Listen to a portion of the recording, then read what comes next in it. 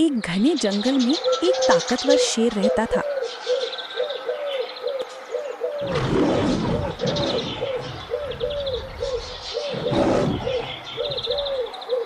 एक दिन शेर बीमार पड़ गया और शिकार नहीं कर सका। भूख से उसका बुरा हाल था। तभी वहां एक चालाक लोमड़ी आई। उसने कहा, महाराज, आप चिंता मत कीजिए, मैं आपके लिए रोज खाना लाऊंगी। शेर ने हामी भरी। लोमड़ी रोज किसी छोटे जानवर को बहकाकर शेर के झरने के पास बने पत्थर के घर तक लाती।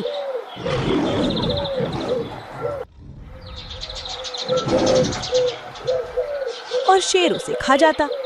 कुछ दिनों बाद शेर ठीक हो गया।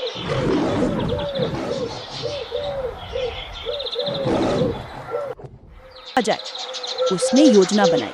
एक दिन उसने शेर को धोखा देकर पत्थर गिराकर उस झरने के घर का रास्ता बंद कर दिया।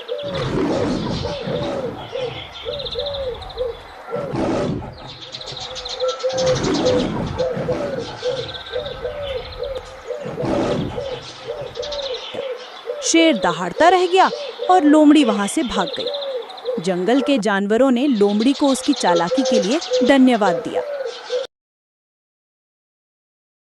एक बार की बात है, एक बड़ा सा महल था जहां एक मेहराबदार आंगन और प्यारी सी गाय बंधी रहती थी। उसी रात एक भूत आ गया। भूत की आंखें लाल थीं और कूदती फांती आवाज में बोला, महाराज, आज मैं तेरे सारे जानवर खा जाऊंगा।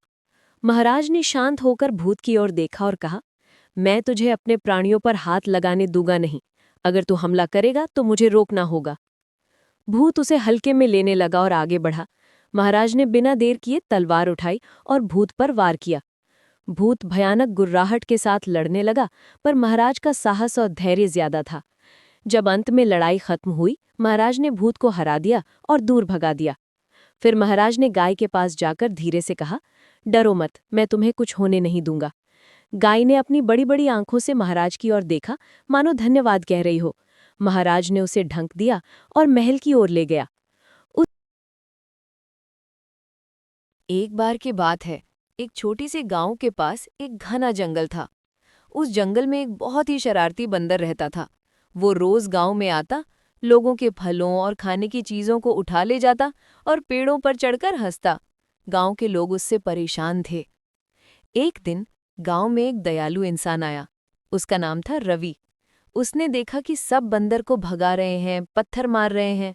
रवि ने सबको रोका और बोला, हिंसा से कोई समस्या हल नहीं होती, मैं इसे प्यार से समझाऊंगा। अगले दिन रवि कुछ केले लेकर जंगल में गया और चुपचाप पेड़ के नीचे रख दिए। बंदर आया, उसने देखा कि रवि उसे नुकसान नहीं पहुंचा रहा। धीरे धीरे वो रवि के पास आने लगा। कुछ दिनों में दोनों दोस्त बन गए। अब बंदर रोज गांव आता, लेकिन चोरी नहीं करता, बल्कि वो रवि की मदद करने लगा। पेड़ों से फल तोड़ना, बच्चों को हंसाना और कभी-कभी सामान पकड़ाना भी। गांव के लोग हैरान थे कि जो बंदर पहले सबका सिरदर्द था, वही अब सबका प्यारा दोस्त बन गया। रवि मुस्कुराया और बोला, थोडा प्यार सबसे बड़ा जादू है। एका दिवशी अंड्याने नवीन स्मार्टफोन घेतला. बंड्या विचारतो, कितीचा घेतलास रे? अंड्या म्हणतो 10,000चा, पण डिस्काउंटमध्ये फक्त 9,999 दिले.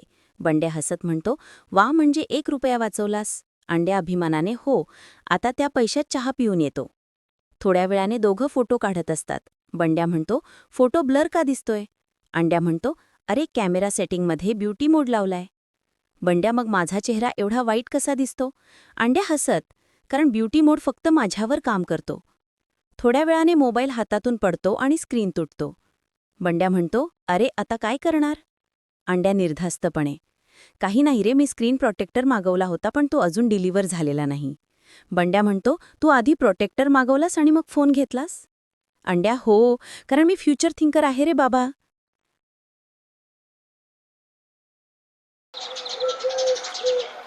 सोनवाडी गावात आजही खट्या गण्या आणि भोळा बाळू तयार आहेत नवीन धमाल करण्यासाठी.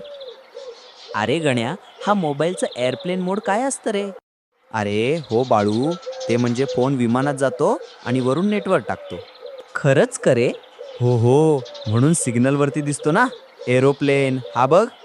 अरे गण्या, आता उडेल का माझा फोन? उडेल उडेल, पण तुझं डोकं जादी उडाले. मज्जा आली मज्जा आली